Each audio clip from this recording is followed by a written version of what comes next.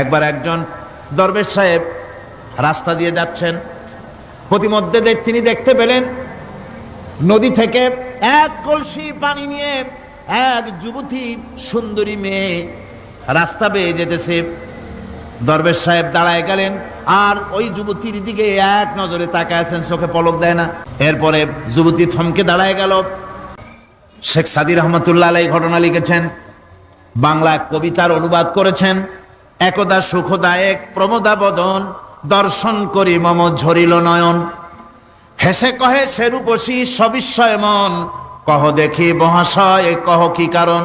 বিষয় বিরাগী তুমি ভুবনে প্রচার, কি হেতু জন্মিল তব মানস বিকার।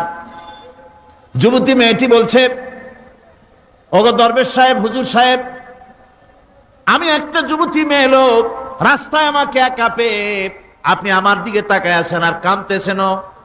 এই বৃদ্ধ বয়সে ভীমরতি হলে কেন? আমাকে দেখে কাঁদেন কেন আর এক নজরে কেন তাকায়ছেন? কারণটা কি? কি কুমতলব আছে? দরবেশ সাহেব বলছেন, হেসে কহিলাম বালে করহ শ্রবণ, নেত্র ঝরে তবু হেতু ভেব না এমন। হে রূপসী মেয়ে, তোমার জন্য আমি কান্দি, একথা একবারও চিন্তা করো না। যে শিল্পী রচিল এই সুধাংশু বদন, তাহার তরে ঝরে নেত্র নয়নে জীবন। তোমার প্রেম পাওয়ার জন্যে, তোমাকে দেখে লোবাতুর এবং কামুক হয়ে তোমার দিকে তাকায় কান্দি, একবারও ভেব না। আল্লাহর কসম, আমি কাঁদতেছি তোমার এত সুন্দর স্বাস্থ্য আর চেহারা যে আল্লাহ রাব্বুল আলামিন বানায় দিলেন, না জানি সেই আল্লাহ কত সুন্দর। যার সৃষ্টি এত সুন্দর সেই আল্লাহ রাব্বুল আলামিন না জানি কত সুন্দর। আল্লাহ পাক সেই সুন্দর আল্লাহ রাব্বুল আলামিনকে দেখার তৌফিক যেন আমরা পাই। জোরে কোন আমিন, আরো জোরে বলেন আমিন।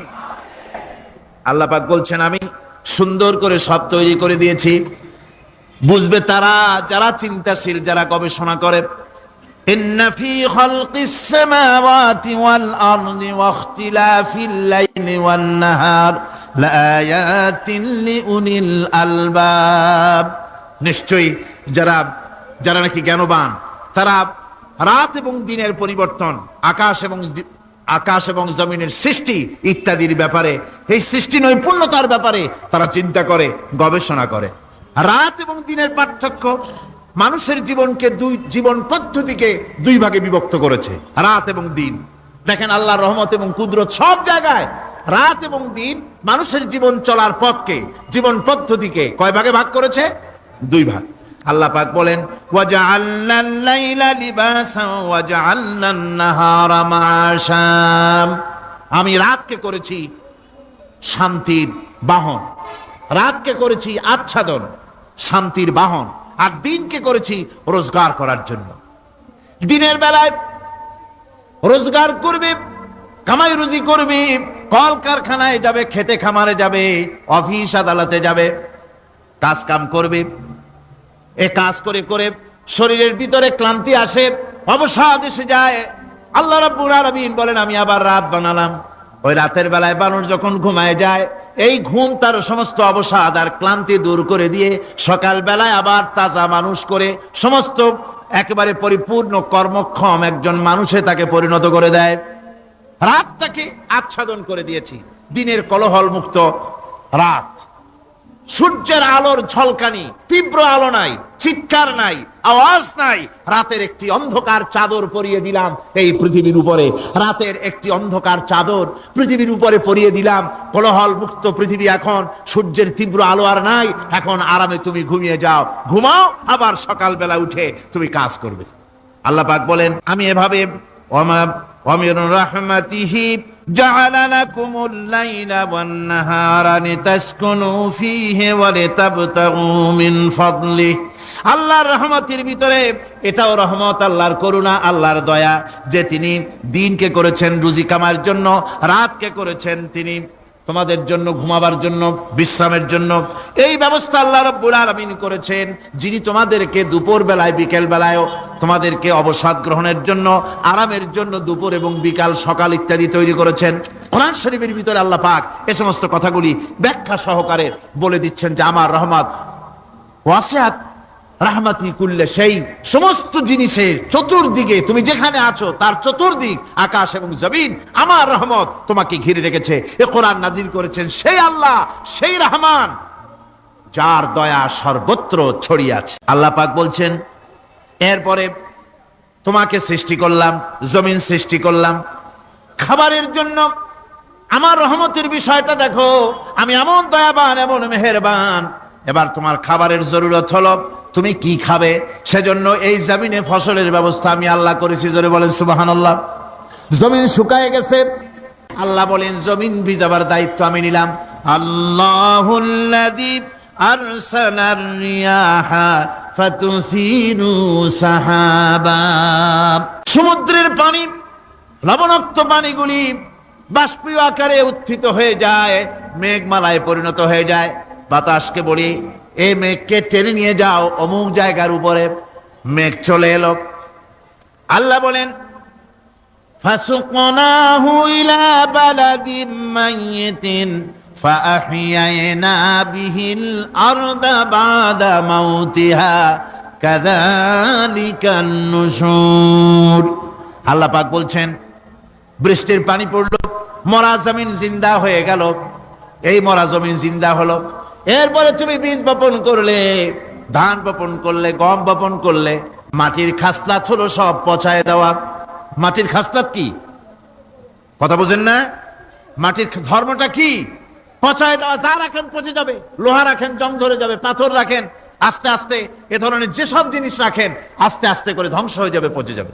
ওই মাটির ভিতরে ধান এবং গম আপনার ফসল, আপনার খাদ্য, আপনার রিজিককে আমানত করে দিলেন। আল্লাহ পাক ওটাকে হেফাজত করলেন। এরপরে ওর ভিতর থেকে পাতা অঙ্কুরিত হয়ে বেরিয়ে এলো। এখন কেউ যদি বলে আল্লাহ যদি পানি না দেন, আল্লাহ যদি বৃষ্টিটা না দেন, তাহলে আমার অসুবিধাটা কি?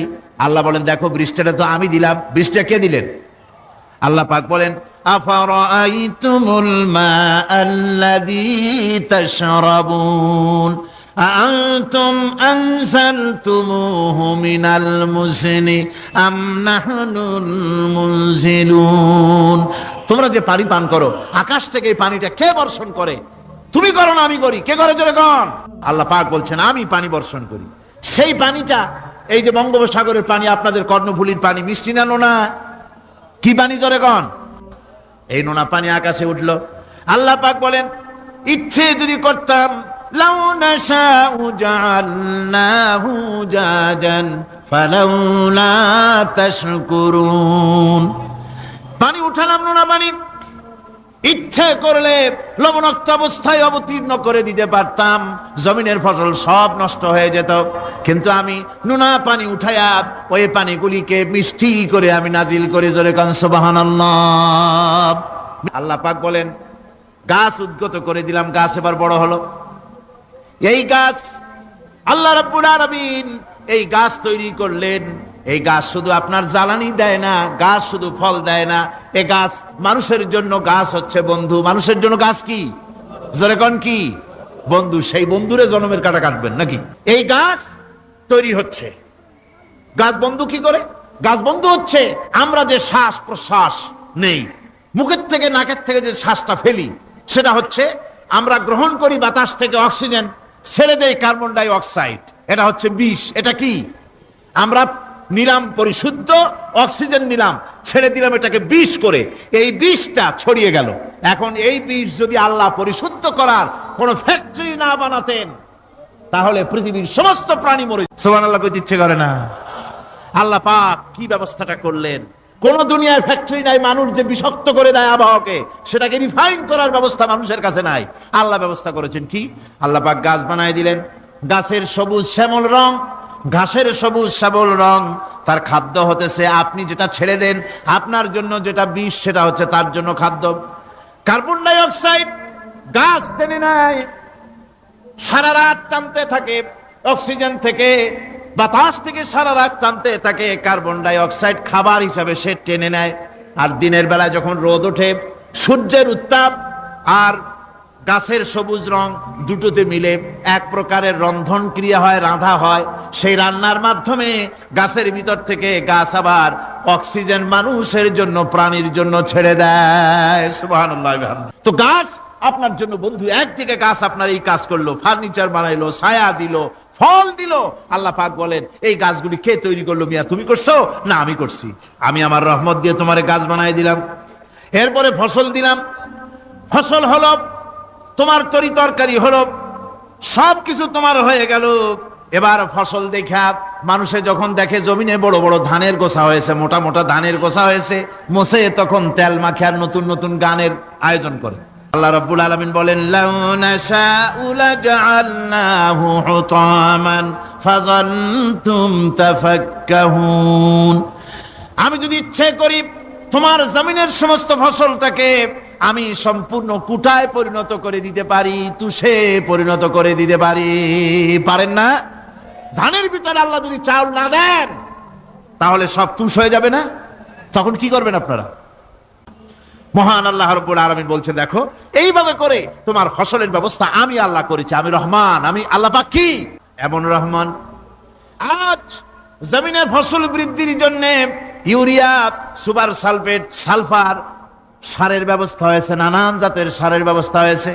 যখন এই সার মানুষ তৈরি করতে শেখে নাই, আবহমান কাল থেকে এই জমিনের জন্য সারের ব্যবস্থা কে করেছেন? জোরে কোন? আল্লাহ পাক বলেন আমিন আয়াতিহি আইয়ুরিকুমুল বারকা খাউফান ওয়া তামাম। আমার অসংখ্য নিদর্শনাবলীর মধ্যে এটাও একটি নিদর্শন যে আকাশে বিদ্যুৎ চমকে মেঘের গর্জন হয়। এই যে বিদ্যুৎ চমকে গর্জন হয়, এর মধ্যে রয়েছে মানুষের জন্য ভীতি এবং আশা। তারা ভয় পায়, আর এর মধ্যে আশাও রয়েছে। আশাটা কি? আশা হচ্ছে এই যে বিদ্যুৎ যে বছর যত বেশি চমকায় মেঘে, সে বছর জমিনে ফসল তত বেশি বাড়ে।